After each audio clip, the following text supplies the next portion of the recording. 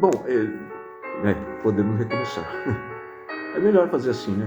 Pequenos vídeos e postando. Eu acho melhor. Eu achei interessante, eu não sei como é que vocês fazem isso, mas não ouvi a pergunta. Me lembra um programa que tinha na TV Cultura, se eu não me engano, aqui em São Paulo.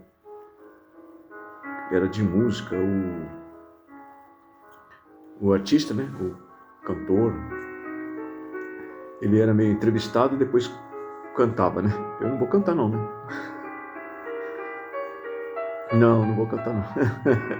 Eu não canto não.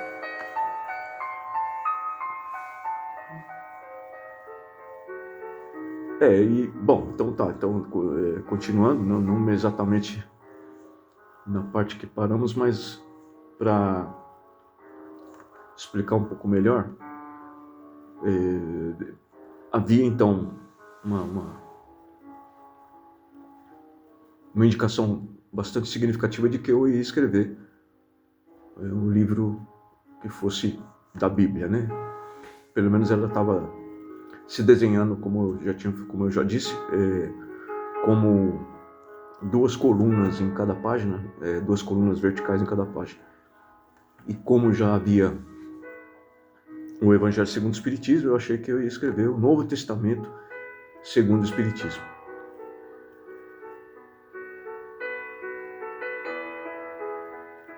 Foi feito uma série de perguntas e eu, até antes de ler totalmente as obras póstumas, eu já tinha feito isso e descobri que foi muito parecido com a época de Paris, que era uma espécie de prática pelo meu ceticismo, né? Então até ali, como eu já contei ontem, né? no vídeo anterior, eu não sabia da identidade não.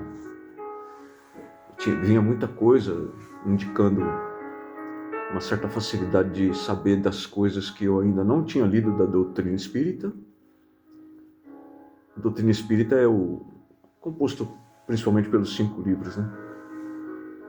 Que Allan Kardec trouxe isso, passou para os livros, né?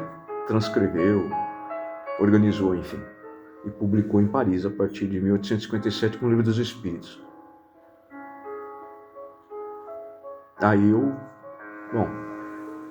eu fiquei evidentemente preocupado e pedi que conversei com Jesus, né? Fiz a minha prece. Sempre me senti muito próximo de Jesus e eu pedi. Tem um modo que eu faço de orar, né? Que significativamente funciona, porque Jesus ensinou a pedir em nome dele, né? Quando pedir, peça em meu nome. E eu pedi a Deus, em nome de Jesus, que eu tivesse uma comprovação daquele livro, do que era para ser feito, e também comecei a perceber que alguns médiuns, depois disso, os médiuns continuaram confirmando o livro, que seria um livro baseado na Bíblia, mas eu ainda não sabia que era o Velho Testamento. Fiquei meio lutando ali com a questão dos 4 evangelhos que tem na Bíblia, né? Os 4 evangelhos. Mas eu também já tinha visto lido bastante partes da obra de J.B. Hornstein, que fez os 4 evangelhos. Então ficou uma coisa meio incomodando, né? Não conseguia desenvolver. E fui pensando bem, falei, acho que essas coisas aqui já tem, né?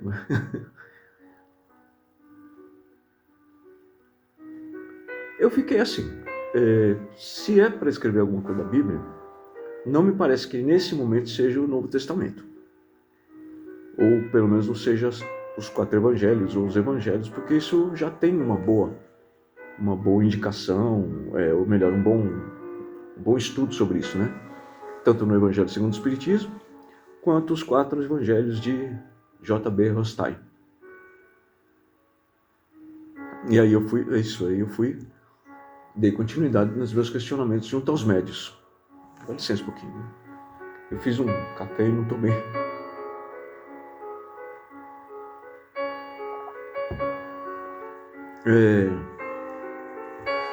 Tomou o seu, né? Tá bom. Aí começou uma nova etapa desse questionamento. Quando eu pedi ajuda a Jesus, começou a vir... voltando um pouco, o questionamento principal era o seguinte: é fácil, né, você aceitar que médios, né, embora um não tivesse contato com o outro, porque eram de reuniões diferentes e tudo, poderiam ter até ouvido falar da pessoa, mas não tinham contato, né? O lugar que a gente trabalhava vinha gente de todos os cantos aqui da cidade de São Paulo. E é fácil você pegar pessoas que trabalham com você. Quando a gente fala trabalho, você sabe, né, que é trabalho mediúnico. Pessoas que falam coisa boa, né? Você é um cara, né? Como diz você é o cara, né? A gente não pode se contentar com isso quando quer fazer uma coisa séria, né? De tamanha responsabilidade. Até tem, né, na própria doutrina, dizendo que quando você quiser, algo assim, indicando, né? Eu não sei, ipsis literis, não sei ipsis literis é mais ou menos assim, como está lá na letra, né? Vamos dizer, não estou dizendo exatamente como está escrito. É mania de advogado, mas está tudo bem. Às vezes sai alguma coisa assim. Bom, e está escrito assim: se você tiver dúvida de alguma coisa nesse sentido, né? Está desconfiado que ali não está se falando a verdade, pergunte para o inimigo. O inimigo não mente para você, não. Ele vai falar a real e vai falar assim: não, você é um canalha mesmo. E aí você vai descobrir por que você é canalha, ele vai te contar por que ele te acha canalha. Eu não pedi para vir inimigos, eu pedi só para Jesus me dar uma confirmação, pedi a Deus, né, em nome de Jesus, para de alguma forma fosse confirmada essa história toda, ou também para que acabasse com isso. Era muito angustiante, né? Eu já estava recebendo essa mensagem já tinha meses, muitos meses, aliás, né? A gente já estava na outra casa espírita que nós abrimos e eu continuei fazendo outros questionamentos, mas tinha parado com essa história de saber o que era para ser escrito. Eu ainda não sabia que era o Velho Testamento, mas eu já sabia que era algo da Bíblia. Tanto que eu comecei a tentar desenvolver, mas não consegui ir adiante, não. Bom, aí em determinado momento, nas reuniões mediúnicas, começaram a vir espíritos que não olhavam para mim, que era comum,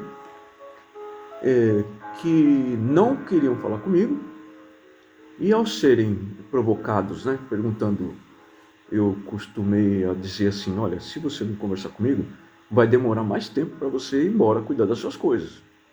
Então é melhor, para o bem seu, para o nosso bem, você conversar comigo, que assim a conversa acaba logo e você vai embora, né? E eles acabam, evidentemente, conversando. Eu explico, essa dinâmica não é minha, é uma organização do mundo espiritual. Enquanto você não conversa, a gente não se esclarece e você fica mais tempo aqui. Você pode ir embora mais rápido, pode ir embora mais demorado, você que vai escolher. Se quiser ir embora mais rápido, seria bom você conversar comigo. E aí esses espíritos, não foi um, né? Não foi dois, foi até para os médios foi bem cansativo. Teve até uma médium que em determinado momento, depois de alguns meses, ela falou assim: escuta, é melhor você aceitar que dói menos. Foi aí que começaram a falar. Bom, então nessa outra casa começaram a dizer que eu sabia muito bem porque que eles não gostavam de mim. Isso foi o começo do começo desses inimigos que apareceram. Eu não sabia quem eram, nem de onde eram, mas eu tenho mediunidade e vinha algumas coisas na intuição que eu não antecipava para não induzir também o médium a falar alguma coisa e de repente usar o animismo. Eu queria falar com o espírito, né? E não queria induzir também o espírito. Bom, e eles começaram a falar que a coisa era lá de Paris, da França, e que se eles não conseguiram interromper tudo, impedir, naquela época, eles impediriam agora. Naquela época, né? Isso foi a partir de, salvo engano, foi principalmente 2016 e 2017. De 2016 até 2020, quando veio a pandemia, né? Só que em 2020 a gente já não estava lá mais no centro. Uma história longa, mas resumindo, a casa que a gente alugou é muito antiga e estava caindo o estuque dela. Não tinha laje, né? Porque estavam fazendo uma obra, um prédio do lado.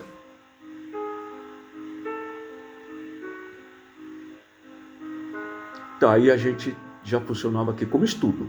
Aqui era só a sede, né? Sociedade de Estudo e Divulgação do Espiritismo. Já tinha desde 2014. E aí, então, aí a gente passou a fazer reuniões aqui, quando fechou essa casa lá da Barra Funda, perto do centro de São Paulo. Bom, enfim, e aí, até mudarmos de lá, já havia bastante confirmação. Muitos espíritos, meus inimigos, eles eram da igreja. E todos eles chegavam em mediunidades diferentes, que a gente tinha também 3 ou 4 reuniões nessa casa que a gente abriu. E em cada reunião vinha um pouco de... A casa era menor, né, do que a outra. Vinha um pouco de médio daquela reunião que participava de outra, mas vinha médios que também trabalhavam só naquela reunião. Então, quando eu pegava esses médios que trabalhavam só naquela reunião, eu percebia que eles não tinham contato com os outros médios, um relacionamento mais próximo, eu ia tratar na mediunidade deles. E veio bastantes desses espíritos. Eles vinham bem bravos mesmo comigo, eu percebia a pressão, né, no dia a dia, e também percebia a trava, né, que a gente fica meio travadão, né. Mas aí eles começaram a confirmar que foi em Paris e tal, e que eu tinha conseguido editar o primeiro livro, que foi o principal, né, que eles tentaram impedir. Teve espírito da igreja que estava lá no Alto de Fé de Barcelona, e assim veio um monte de confirmação pelos inimigos. Olha, não é que daí em diante eu não tive mais dúvida, né? Mas eu sou muito, assim, cético nesse sentido quando se trata de mim, né? Por exemplo, se a pessoa diz que eu sou muito inteligente e tal, eu fico na minha. Eu não sou muito inteligente, mas eles falando isso, eu fico na minha. Teve lá naquela casa lá, da onde eu devo agradecer por terem me chamado para sair de lá, agradecer mesmo, de verdade. Quando eu comecei a ser instrutor de cursos, uma das pessoas que mais controlava a casa, ela dizia assim aos outros que, pelo tempo que eu estava lá, eu aprendia muito rápido as coisas. E um dia me perguntando como é que era o meu estudo e tudo, por conta do que eu falei na aula, como que eu estudava aquilo, como é que eu desenvolvia isso tão rápido, eu falei, tem coisa que eu falo que eu nem li ainda no Espiritismo, né? Eu acho que é uma questão de lógica. Na época eu pensava que era uma questão de lógica, é óbvio que é isso, né? Então, depois que você acredita na doutrina, estuda o Livro dos Espíritos, está mais habituado com isso, e eu também era obrigado a estudar, né, para ministrar o curso, então eu achava que era por isso. Quando na verdade eu acho que essa pessoa sabia quem eu era, como eu disse no meu vídeo anterior, e criou aquele ciúme, e aí começou aquela história toda que eu já mencionei aqui. Não é que eu não gosto de contar, não faz muito sentido, porque, assim, eles fizeram o que acharam que tinha que fazer, tá tudo bem. Eu saí de lá, foi muito bom, abriu muita... A gente andava meio assim, né? Vamos dizer, que nem o tapa-olhos do burro que puxa a carroça, ou do cavalo que puxa a carroça. E quando você sai, abre, né? Tira isso e amplia. Amplia. Quer dizer, por exemplo, você está encarnado, o seu espírito pode ser um baita espírito, né? Grande. Mas a carne bloqueia uma parte disso bastante representativa, bastante importante. Então, quando a gente faz esse tipo de... Quando você desencarna, você fica mais livre. Quando você já é socorrido, você amplia tudo, né? Você fica, em certo momento, pleno de tudo que você sabe. Aí eu saí de lá e fui para essa casa nova que a gente abriu e foi se confirmando pelos inimigos que eu sou a reencarnação de Allan Kardec.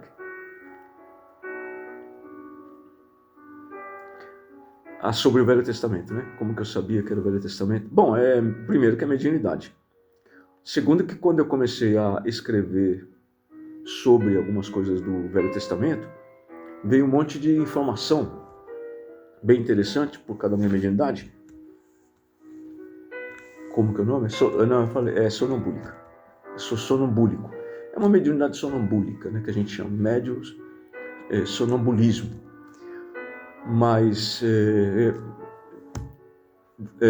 bom, vamos deixar então para dizer como que isso se deu, como é que essas coisas aconteciam, para me indicar o que eu deveria escrever. Vamos falar no próximo vídeo.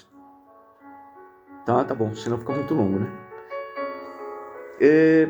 Você tinha me perguntado da editora, né? Haikai. Haikai Editora, com H. Haikai. Acho que dá para ver ali, não sei. A Bíblia segundo o Espiritismo, o Velho Testamento, editora Haikai. Procurando aí, deve achar na internet, a Haikai vende a obra, né? Que também não é minha, é dos Espíritos também. Mas vende e... Não tem lucro nenhum. Tudo que eles cobram lá é só para distribuir mesmo. Eles cobram o preço da editora, claro, né? Deve ter uma parte que é da empresa, né, que fez todo o trabalho, uma parte lá da gráfica, do parque gráfico. Não recebemos nada. Não, é que lá é por pedido, né? Acho que é por demanda que chama. Então, se vem a encomenda, eles mandam editar, mandam publicar, sabe? Manda fazer o livro. Aqui eu tenho vários. Por enquanto, muita gente que não tem dinheiro, a gente doa o livro. Centros espíritas que se interessam, né, dirigentes de centro espírita, de reunião, entram em contato conosco. A gente tem bastante pessoas conhecidas no interior, vários centros espíritas, Cafelândia, Três Pontas, Campinas, enfim, tem muitos aqui em São Paulo. Eles pedem, a gente manda, ou eles vêm retirar 2, 3. Não, esses alguns assim a gente não cobra nada, não. Por exemplo, o pessoal que vem na Casa Espírita, né, aqui na nossa Casa Espírita, não paga nada pelo livro. Tá bom, então a gente encerra agora, hoje, né? Continuamos amanhã. Tá bom. Quer que eu pare aqui a gravação? Tá.